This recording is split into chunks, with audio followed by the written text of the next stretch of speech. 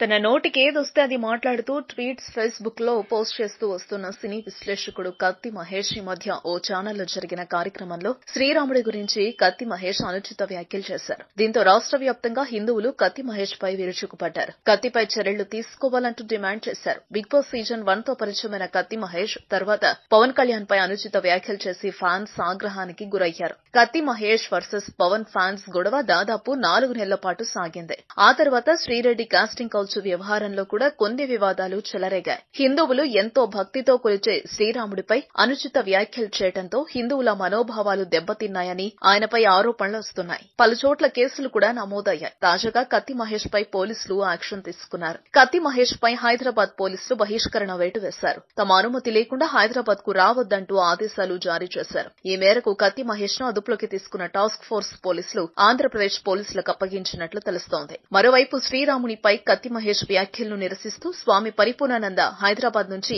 యాదాద్రి వరకు ధర్మగ్రహ యాత్రకు పూనుకున్నారు. కాగా యాత్రకు అనుమతి నిరాకరించిన పోలీసులు ఆయన్ను హౌస్ అరెస్టు చేశారు. వార్తావాణి న్యూస్ ఛానల్ ఎప్పటికప్పుడు రాజకీయ, సినీ విశేషాలు, స్పోర్ట్స్ మరియు సాంకేతిక పరమైన మరెన్నో విషయాలను మన ముందుకు తెస్తుంది. మరింత సమాచారం కొరకు వార్తావాణి న్యూస్ ఛానల్ ని సబ్స్క్రైబ్ చేయండి.